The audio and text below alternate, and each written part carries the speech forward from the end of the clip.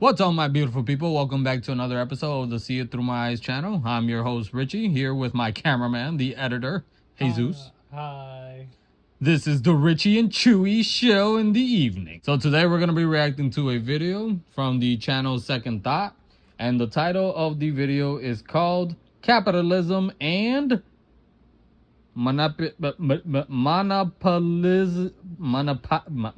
Jesus. Pardon him, he's illiterate. Monopolize, He's Jesus. He's dyslexic. Monopolize how 5 companies control all U.S. media. Vice, ESPN, and the History Channel. What do these 3 media outlets have in common? Despite their different target audiences, they're all owned by the same company, Disney. And if you haven't already, please hit that subscribe button along with the notification bell to make sure you are aware every time that we upload videos. We upload twice a week, so stay tuned. And I bet you're going to enjoy the content that we be putting out. We do a little bit of everything. What about these 3? Same story. They're all owned by Comcast. If you were to pick a bunch of media operations from a hat, odds are the vast majority of them are owned and operated by one of just 5 megacorporations.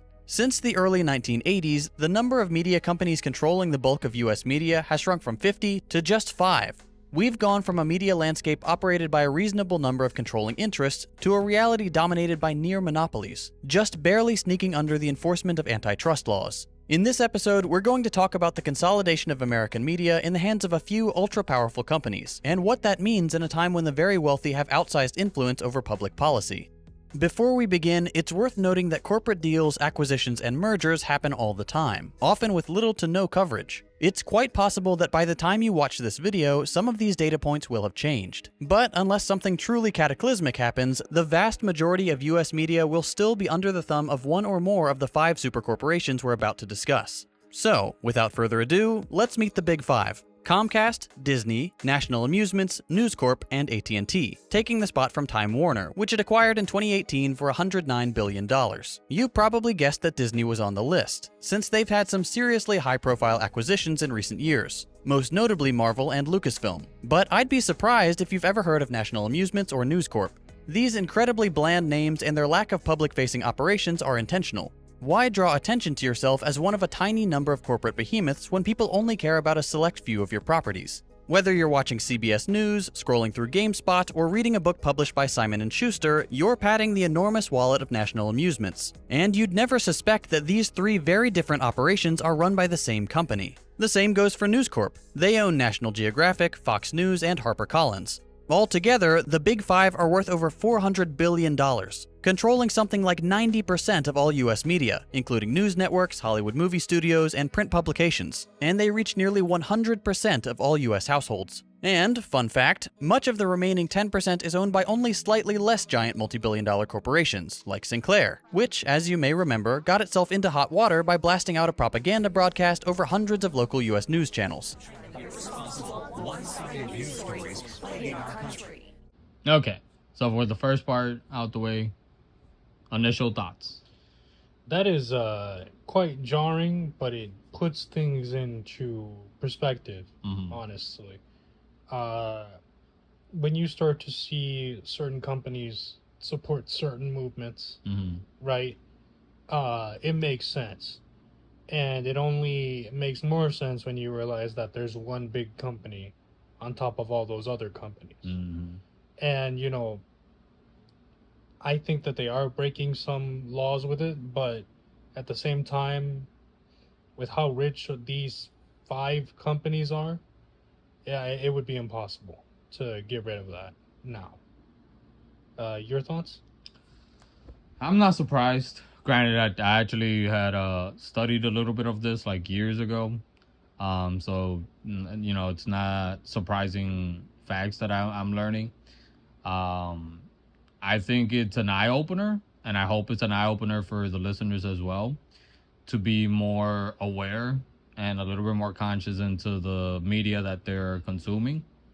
Now, obviously, this is in regards to mainstream media, which, as the years have passed by, has, you know, the viewership has dropped a lot. People are tuning in into podcasters more, tuning into TikTok, but I just kind of want to remind you guys to also keep in mind that even your favorite podcasters, your favorite influencers, at the end of the day, everybody's on there for a specific reason, which is profit. And everyone's going to have a different perspective. Everyone's going to have their own agenda. So whatever quote unquote facts that they might be putting out there might not be completely factual, because it's going to have their bias along with whatever agenda that they might have. So if they lean a certain political, towards a certain side of the political stance, then clearly their bias is going to interfere with them being unbiased and staying somewhere neutral. So they'll tell you, oh, well, let's say they lean conservative. Well, whatever the issue is, the progressives are doing this, and vice versa, the same thing. If the progressive, if someone leads more progressive, and you start seeing that. So when my ramble out of the way, I just want to promote independent thinking for everyone. When you're watching something, whether that's mainstream media, whether it's a podcast, or whether it's a TikTok or some other video you might find on social media, always be careful. Always be a skeptic. Always question everything, because you never know. You never know what is being put out there and the reason and who's behind it. So, how exactly are they allowed to do this? Surely having just 5 companies dominate the nation's media is considered monopolizing, right? Well, no, but just barely. Let's look at what it takes to be considered a monopoly. In order to be considered a pure monopoly, a single company has to have complete control over a market containing a good or service with no close substitutes. So, there you go. Since there are 5 large corporations that share the US media market, none of them qualify as a monopoly. But you don't have to be classified as a pure monopoly in order to wield monopolistic power. With such a massive concentration of wealth and power in the hands of so few, it all but ensures that smaller operations never have the chance to succeed. Unless you count the very American concept of success, which is building a company just large enough to get bought out by one of the big players. What we see in the US media landscape is more of an oligopoly, complete control spread across just a handful of powerful groups. There's so much interplay and deal-making within these 5 megacorporations that in effect, they are a monopoly in every sense but the legal one.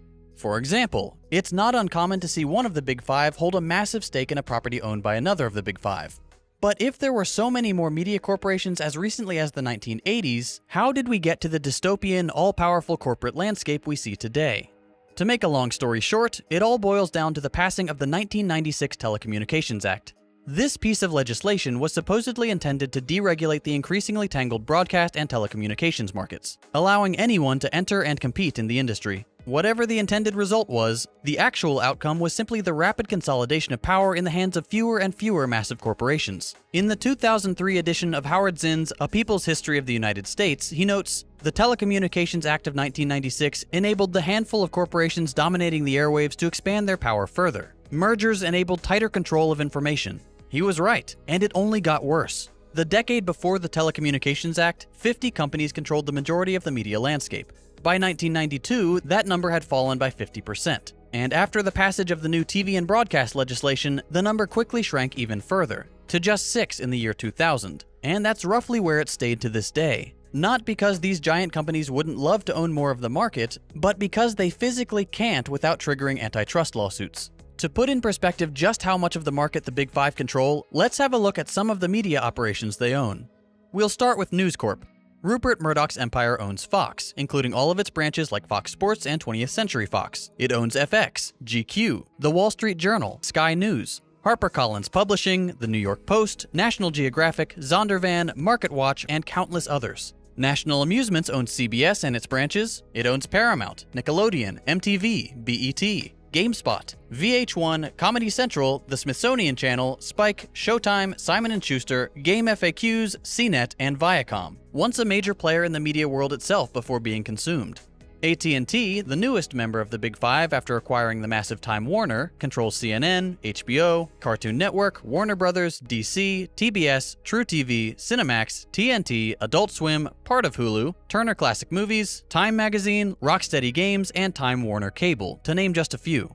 Comcast, which has a well-deserved reputation as a thoroughly evil corporation, owns NBC, MSNBC, USA Network, Sci-Fi, Fandango, Universal Pictures, Focus Features, Working Title Films, Rotten Tomatoes, Bravo, Oxygen, Big Idea, part of Hulu, MLB Network, NHL Network, and dozens of internet ventures. And finally, everyone's favorite family-friendly corporate overlord, Disney. Disney owns ABC, Pixar, DreamWorks, ESPN, Lifetime, The History Channel, Marvel, Lucasfilm, Hollywood Records, Touchstone Pictures, Vice, plus a giant swath of the comic book industry thanks to their acquisition of Marvel. And of course, these are only a small sample of the media operations owned by the Big Five. Odds are, if you can think of a network you watch, you'll find it's owned by one of them. Recently, I'm sure you've heard that there was a boycott of Disney. Oh, yeah. Because of certain things that were said politically. I'm only going to get into it at that far. And so the boycott is surprisingly working. And it's working so much that Disney Plus, right, their big streaming service, they lost about 500,000 subscribers in like 3 days. They saw this and they brought the person back. Jimmy Kimmel. Yep. They brought Jimmy back, thank you. And this leads to my question, like, if all these companies own this much, right, then it doesn't surprise me that, like, if we were to boycott them, right, then that would obviously hit their pockets. Like, do you think that that would work? Yes. Do you think that, like, these 5 to 6 companies owning a majority of media is a good thing? No. Why not? Because it's the minute that, let's say, like, one person, right? Obviously, a company isn't just owned by one person, but one agenda. The minute that one agenda owns one of these smaller, quote unquote, platforms, right, or form of entertainment, then that right there starts transforming whatever they're going to be pumping out. Right. If their agenda is, I don't know, left winging, then that's going to start affecting the product, whatever the product might be, whether it's BET, whether it's, I don't know, ABC, whether, like, whatever it is, you'll start seeing the effects. And it's, like I said, it's no longer one big complaint that people have had, one of many, over, like, what's going on with, like, Marvel, with Disney. I mean, Marvel is owned by Disney now. Is this push of a lot of progressive values, but it's virtual signaling. It's not even like they actually stand for it. They just know this is kind of what's in, right? Yeah, at least by a big majority of America, and they think, well, then let's use the example, like, making established characters minorities, or whether it's somebody from the LGBTQ community, or female, somebody of a different ethnic group or religious group, and instead of focusing on the writing, on the quality of writing, we're trying to meet a quota in order to serve a certain population that they think that they're going to get these brownie points and people are going to come, but they're seeing how it's backfiring on them. That people are seeing through their bullshit, are seeing through their facade, and they're not falling for it because of the quality also of a lot of the movies that has been the last few years pumped out by Disney, that it is pandering. They don't really believe in it. They don't stand by a lot of the stuff, but they pander because, again, that's what's popular, and a lot of these companies do, right? You see a lot of I'm trying to think of which company it was. I think it was one of the beer companies.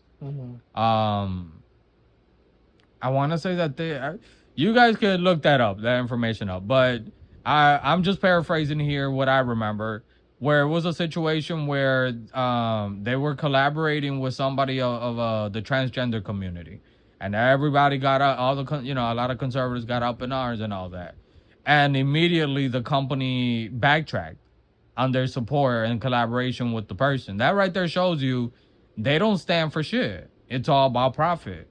Right. You get me? So to me, the minute that the bigger companies are owning these smaller companies, it's the smaller companies are serving whatever the big company is, and then the big company isn't, it's kind of responsible now for however the smaller companies pump out whatever their propaganda might be. So I stand by and support if, like what happened with Jimmy Kimmel, whether or not not to get into all that, but whether or not you think that he's funny or not, at the end of the day, freedom of speech is freedom of speech, right? And that goes for both the left and for the right. But the minute that if you feel I can make a change with my wallet, with my money, because at the end of the day, that's the language that these companies speak. Right. Then you should be able to say, hey, I don't want my money going to this corporation because it's standing by this. And immediately, just like what we saw with Disney, immediately you'll see the change. It's the unfortunate way that our society has to work. But if you want to be effective, speak with your money. You can make all the noise that you want and canceling and this and that and outrage and all that shit online, but it ain't going to do anything. You want to see a change happen? Speak with your wallet. Speak with your money, whatever you're consuming, and you'll see that change. Anything you want to add? No. So with that being said, like I said, we only reacted to a few parts of the beginning of the episode. Go check out the entirety as well as the channel. And if you haven't already, please subscribe to our channel. I promise you will enjoy a lot of the stuff that we put out. We upload twice a week, so please be on watch for that. Make sure to hit the notification bells to stay alert every time that we upload. Please hit that like, share with anybody that you find you think will find this interesting. Share with us in the comment section. Please keep it respectfully. If you agree, disagree, or you want to add on anything. Hopefully you guys doing okay. We'll be speaking to you guys next time. I'm Richie here with Chewy.